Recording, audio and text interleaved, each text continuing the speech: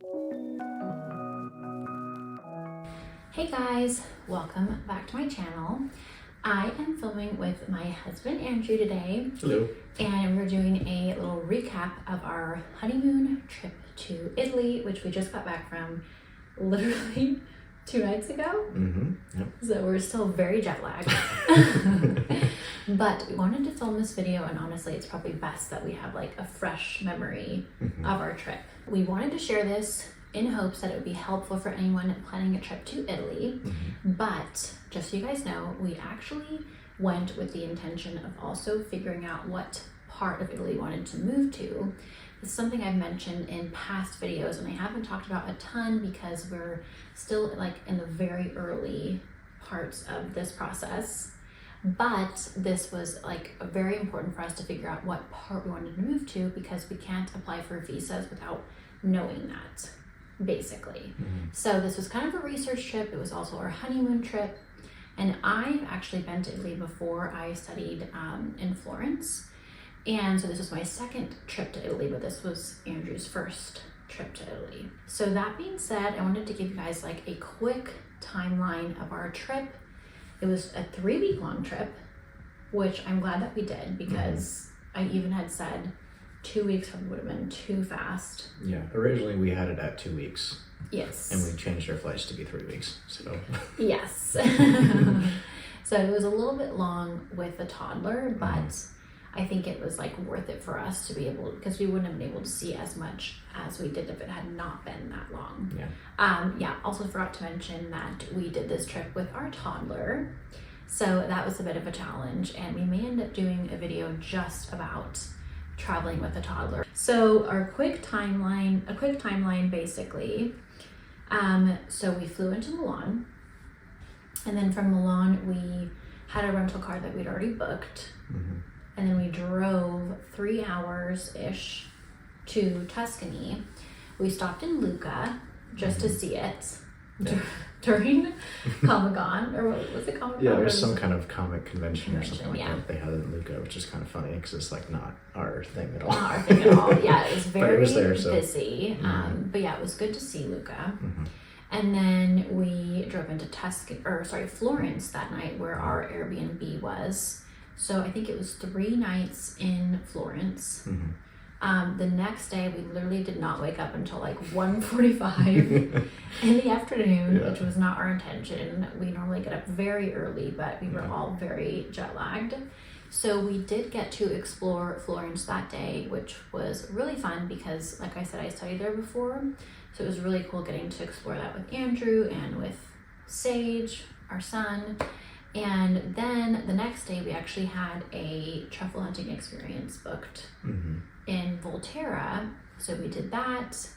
And then the following day we actually drove to Arezzo to check Arezzo out. They happened to have, what was it? It was like an antique flea market type thing, going on that day. It was like across the whole city. It was crazy. We thought it was just this little area, but then we kept walking and just like there was just more and more. It just went on and on. Yeah, so it was a really big thing, and so that was cool to check out. And then we drove to Montalcino, where we had a wine tour booked ahead of time. And then the next day we drove to Siena to check, so that night, the wine tasting night, we drove to Siena that night and checked into our Airbnb. So then the next morning we explored Siena until like the afternoon, and then we drove to Montepulciano, which we ended up loving. Yeah, that's our favorite. A very cute little like hilltop town. And then the next day we actually drove up to the Amalfi Coast, where we had another Airbnb for 3 nights so that we could explore that area. And so basically we checked out Atrani, Amalfi, and Positano. And then from there we drove 3 hours, or was it less than that, to Matera. Something like that. Yeah. Something like that. Yeah, not too bad. And we stayed there for 2 nights. I was actually working with a hotel there, Sant'Angelo Matera. We also really loved Matera.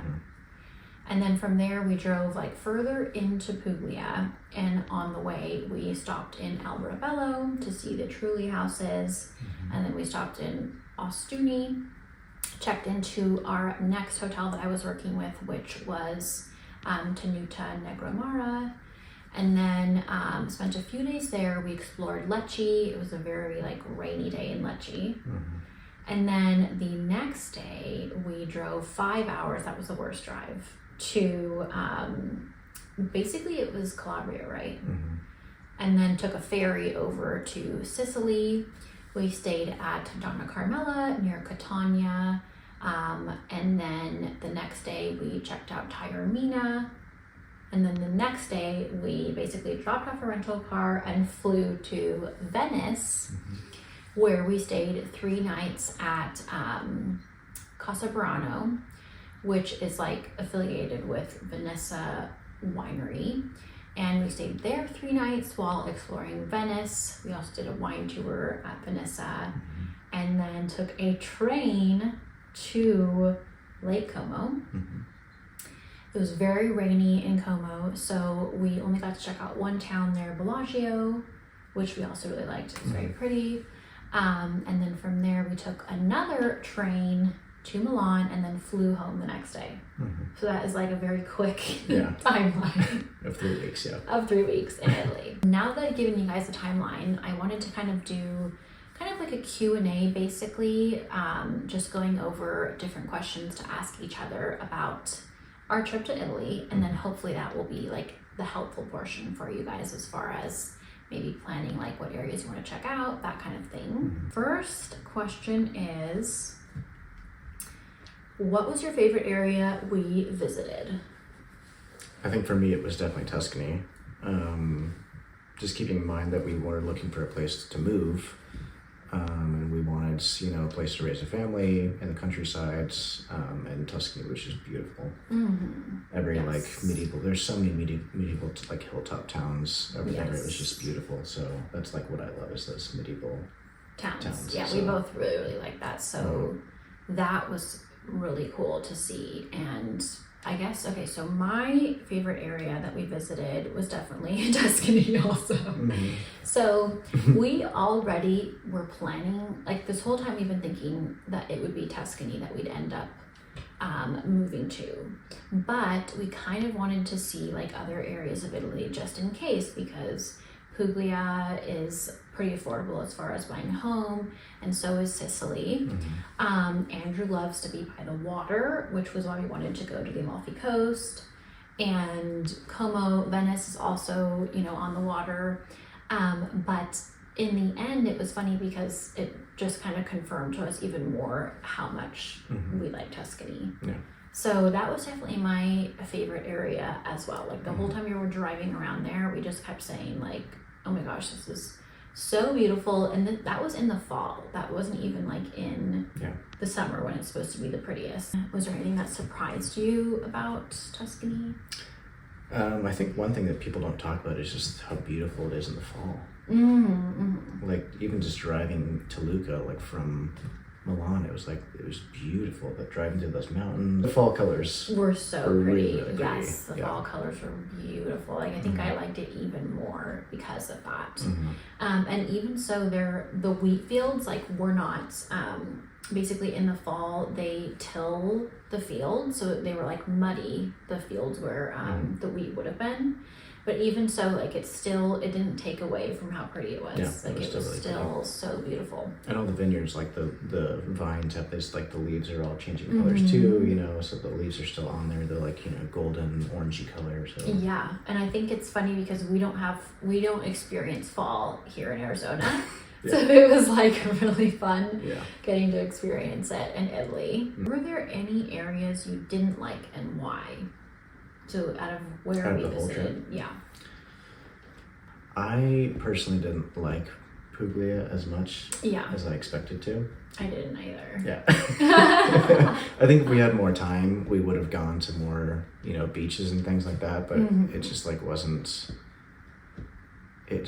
quite as... It's not quite right for us. Yeah, it wasn't quite as pretty as I expected it to be. Yes, and it's funny because to me, it kind of reminded me of where I grew up in Eastern Washington, where it's just kind of flat. There aren't a lot of pretty hills or anything like that. I will say the olive groves were pretty though. There were a lot of like pretty olive groves, but just kind of in between, there were a lot of things that weren't that pretty. Yeah. Whereas in Tuscany, like everything was pretty. Yeah. I think it's probably more pretty in the summertime, spring and summer, when you can go to the beach, because the beaches there are a big thing. Yes. We couldn't really go to the beaches because it was just like kind of cold and we had planned to rainy. go to the beaches, but it was rainy like the whole time we were there. So I just don't think we were there for the right time. Not the right time, but in general, I think that it just wasn't as pretty as we were hoping it would be. So we were kind of ruling out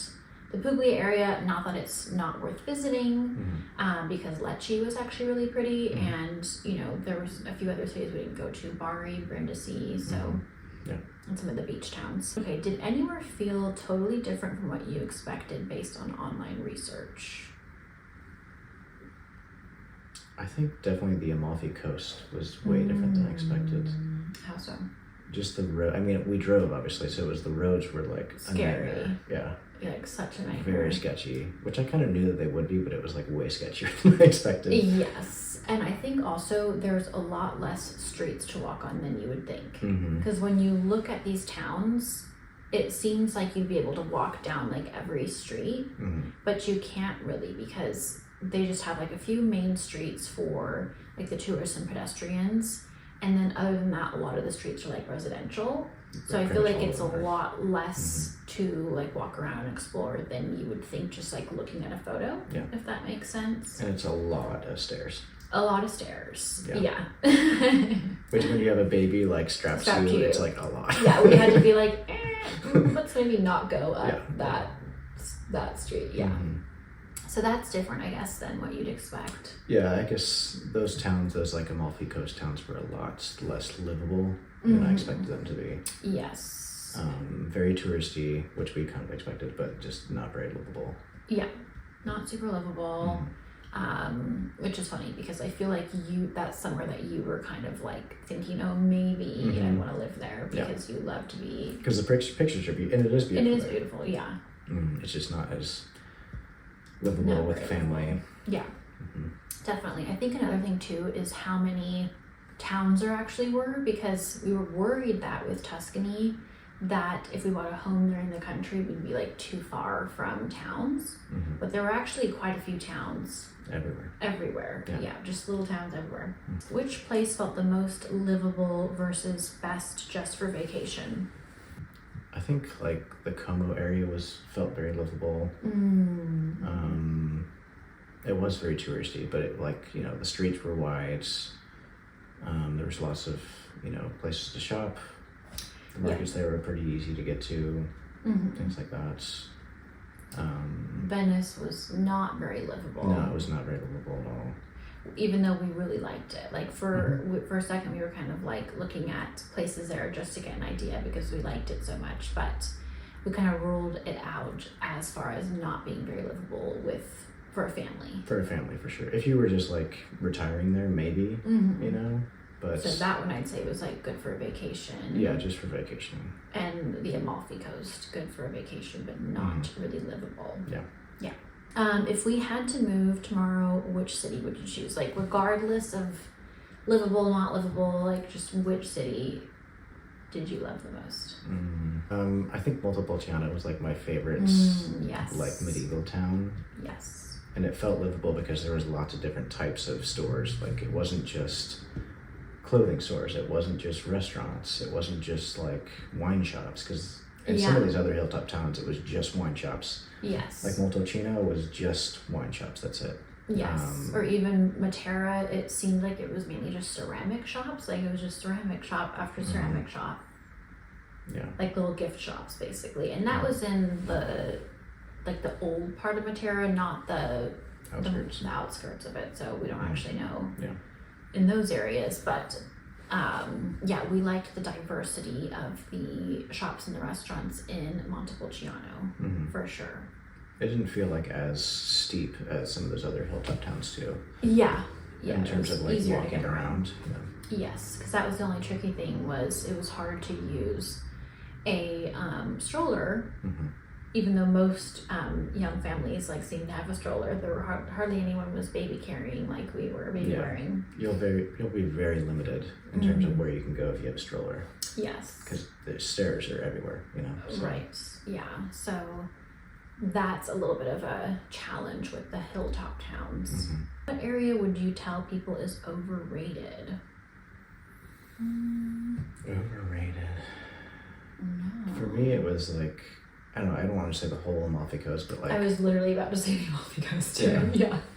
Like Positano was like, it's really pretty, but like the touristy shops are like way over it's just touristy. all tourist shops, yeah. It's like, it's nothing that we would actually buy or be interested in like looking at. It was all just like lemon themed t-shirts, lemon themed, you know, soaps and stuff bags like that. That say like Positano, and just to us like that stuff is like a little cheesy. We prefer more like artisan shops or like local handmade shops, and there definitely weren't a ton of those. So I would definitely say that was where I thought was the most overrated too, even though it's pretty. Like that part of it made it a little, just feel like a little cheesy. Yeah, I agree. Which place was underrated or unexpected? I think Matera was definitely underrated. Yes. That was one of my favorite areas. Just like the architecture of the cave houses, things like that. Was really cool. It was really cool. Yeah, it was like very our style. Yes. What we like, very minimalist and clean. I feel like that area is kind of up and coming. The thing is everyone that was there, it seems like they were drawn there by movies, because there are a lot of movies filmed there. Like there were a lot of, like everyone was mentioning James Bond, which like the last Bond movie or something was filmed there. What was it? The Passion of the Christ, and a lot of kind of like religious themed videos were filmed there because it looks like so old. Like it looks like it would be from that time period, basically. So I feel like if you know about it, you know about it, but a lot of people don't know about it still. So yeah, I agree. I think that was like the most underrated. What's the best meal of the trip?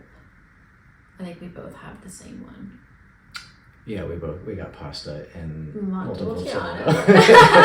It was so good. It's funny because we were like starving and we were like, let's just pick the first restaurant we see. Yeah. So as soon as we got into the main like area, we just picked a restaurant. It was beautiful. And it happened to just be great. Yeah. The food was amazing. The food was so good.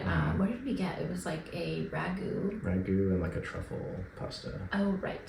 Yes. Like a white truffle pasta. Yeah. And it was just, the food was great. The ambiance was great, like you were saying. What dish or food tradition surprised you? There was one in Florence that was very strange. Oh my gosh. And it was on our list to try. It was on our list to try. And actually, we had watched Stanley Tucci episode from like his series about Italy, and he had tried it. What was it called?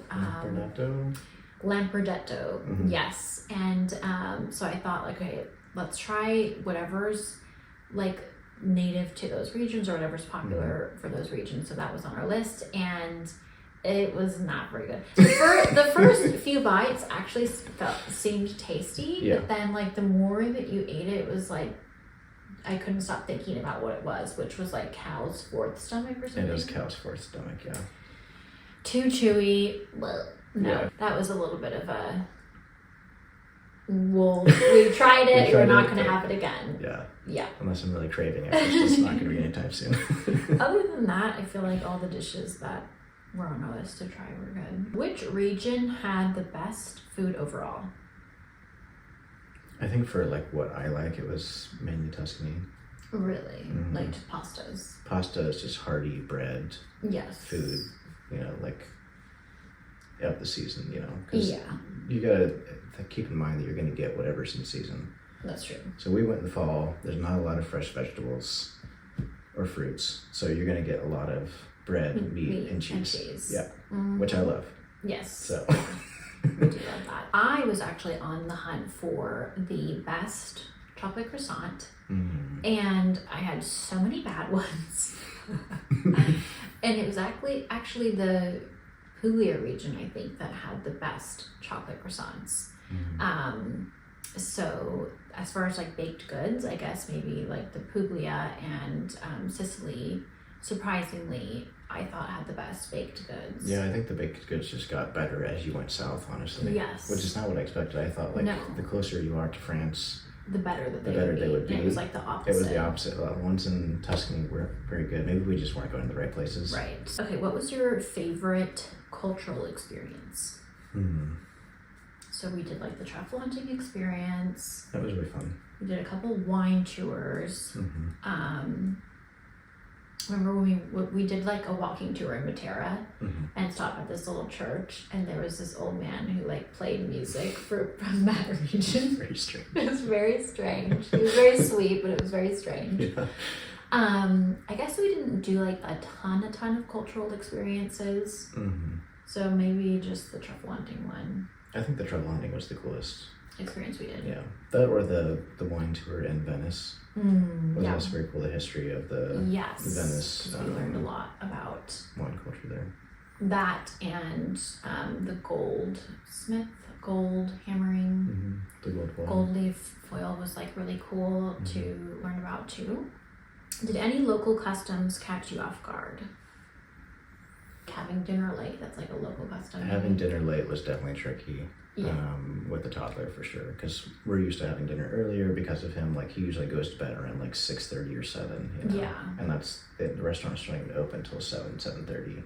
Right, which we thought that was kind of weird because I guess families there are just used to having dinner late. Yeah, kids just stay up a little longer. They sleep in longer. Yeah, yeah, and then also just the fact that everything was open later because obviously Italians are like sleeping in or something like. Yeah, it was hard to find cafes in the morning that were open Yes. before 10 a.m. Yes, because back here in the States, like we get up really early, but over there, their day starts later and ends later. Yeah. So I guess that's kind of, a local custom that was challenging. And I think just like ordering in the cafes was different, you know. I think there was a lot more like trust Yes. in these like restaurants and things like that. That you're not gonna like leave and not pay. You're just like gonna like walk away, because you order what you want and then you go sit down, they give it to you, and then they're hoping that you're just gonna keep ordering things, you know. Yeah. And then you pay when you're done. Like keep your bill open.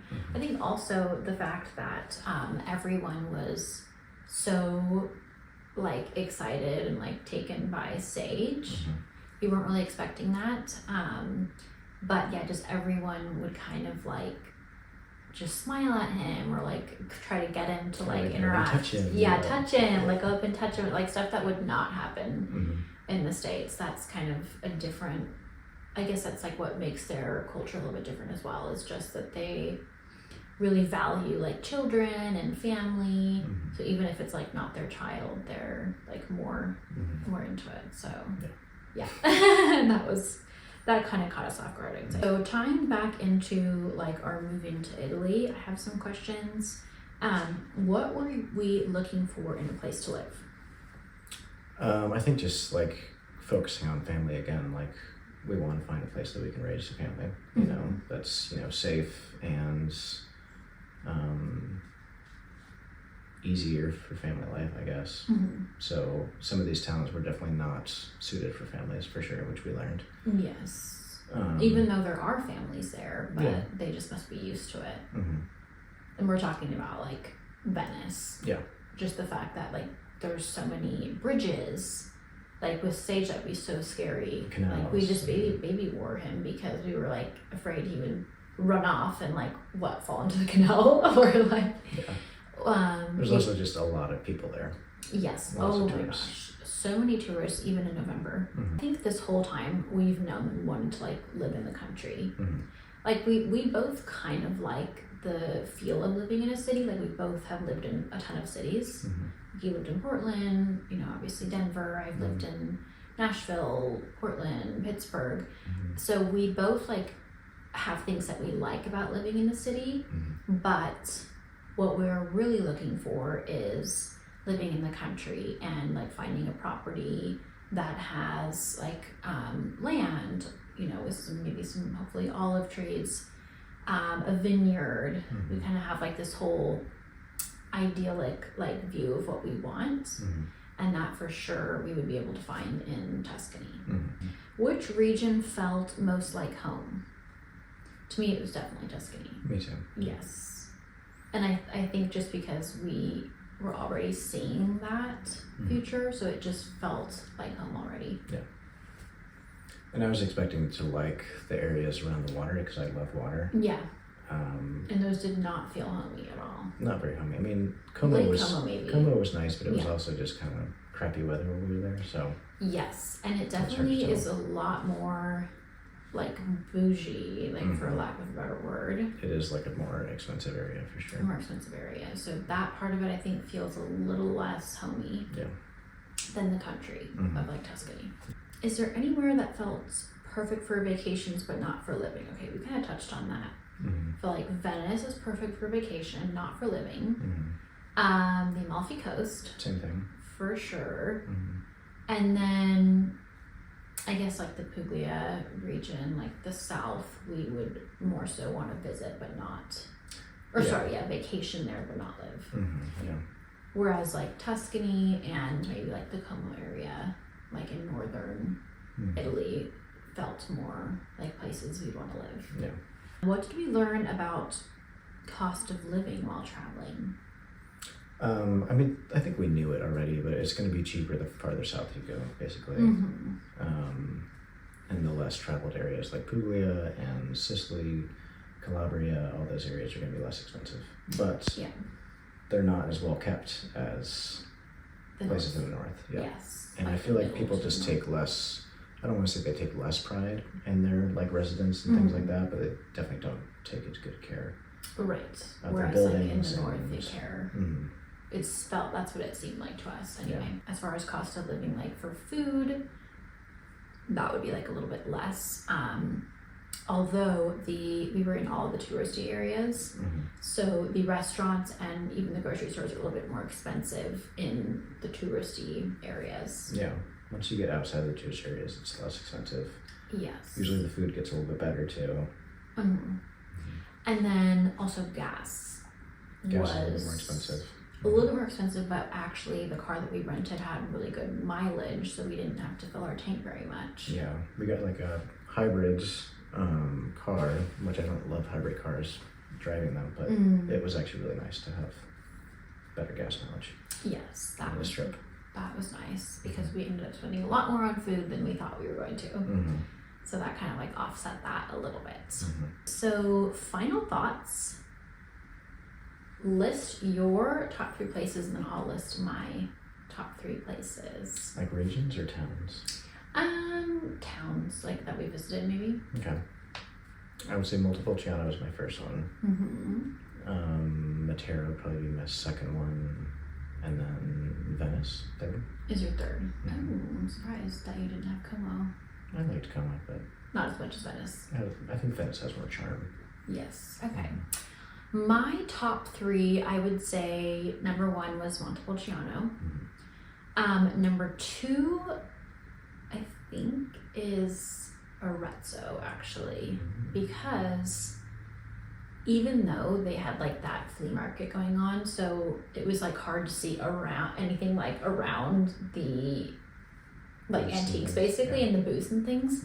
But if you took that away, I feel like that had a lot of like history and architecture and things that we would appreciate. So I liked Arezzo, even though we didn't spend like a ton of time there, but that one stands out to me for some reason. And then number 3, I guess would be maybe Como. I really love Venice, like it's very pretty, but I was so turned off by how many tourists there were. So Como I think would be my number 3 because it just felt more livable. It was very pretty. The only thing I didn't like was that the buildings there didn't seem as old because we kind of noticed that they were all really like stuccoed over. It felt like a lot more updated. Yeah, it definitely had more because it is like right on the border of Switzerland and Italy, basically. So it has a lot more Swiss and German and French influence. So we're gonna wrap this video up, but as I mentioned, we're planning on doing a video with like tips about traveling with a toddler. I think we're also gonna do another video that has more tips about traveling in Italy. We kind of touched on some tips in this video, but we're gonna try to do one that's a little bit more geared towards that. So check back for those, and if you guys are interested in the process of moving to Italy, we're going to be sharing a lot more videos about that soon. We're just getting started, basically. So definitely make sure that you guys are subscribed to my channel, like this video, give it a thumbs up. Don't forget to check me out on all my other socials at TheUrbanDarling, my blog, TheUrbanDarling.com for more content. I'll be sharing lots of content from this trip on those platforms. Thank you guys so much for watching, and thank you, Andrew, for being in today's video. See you guys in the next one. Bye.